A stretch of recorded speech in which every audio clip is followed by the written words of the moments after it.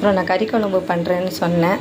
அது இந்த கறி குழம்புன்னு அந்த வெங்காயம் இது நல்லா ப்ரௌன் கலர் ஆகிடுச்சு. அதுக்கப்புறம் இப்போ இஞ்சி பூண்டு பேஸ்ட்டு போட போகிறேன். இதில்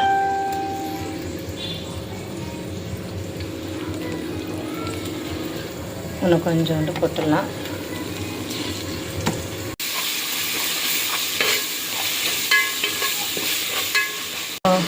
அப்புறம் நான் இங்கே எறா தொக்கு பண்ண போகிறேன்.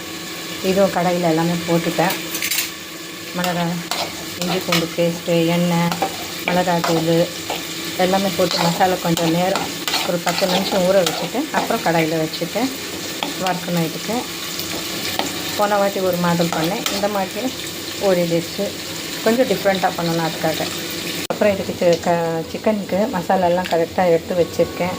மிளகாய் தூள், மிளகு தூள், இஞ்சி இது மஞ்சள் தூள், கரம் மசாலா, இஞ்சி பூண்டு பேஸ்ட்டு இதெல்லாமே இதில் போட்டுடுறேன். சால்ட்டு, அதுக்கப்புறம் ஒரு கரண்டி ஸ்பூன் தயிர், கொஞ்சம் புளிப்பு வரத்துக்கு. இல்லை உங்கள் வீட்டில் எல்லாமே இருந்தால் போடலாம், இல்லைனா வினிகர் இருந்தால் கூட போட்டுக்கலாம். இஞ்சி பூண்டு பேஸ்ட்டு நல்லா இது ஆகிடுச்சு, வாசனை நல்லா வருது. இப்போ கறி போட்டுட்டேன்னா, சில பேர் இது கூட கறி கூட உருளைக்கிழங்கு போடுவாங்க. நான் உருளைக்கிழங்கெல்லாம் சேர்க்கல, அப்படியே கறி குழம்பு பண்ணுறேன். இது நல்லா இது மசாலா நல்லா கண்டுச்சுன்னா இதுக்கப்புறம் இதில் தக்காளி போடுவேன். இது நல்லா மசாலா நல்லா கலந்து விட்டால் நல்லாயிருக்கும் டேஸ்ட்டு.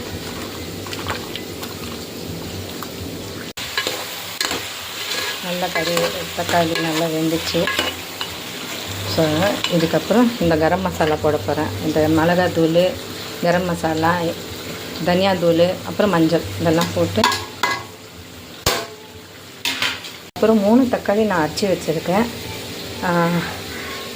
பாதிக்கு கம்மி தேங்காய் இதுவும் அரைச்சி வச்சுருக்கேன்.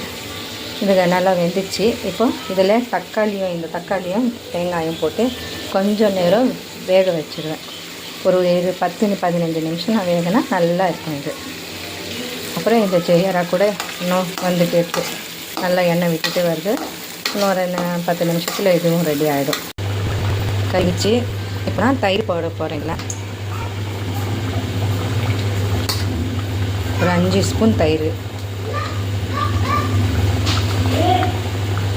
நல்லா கறி வெந்துச்சு அப்புறம் தான் தயிர் போடணும். தயிர் போட்டேன். இதுக்கப்புறம் கொத்தமல்லி, ஒரு பொடி கொத்தமல்லி போட்டால் போதும்.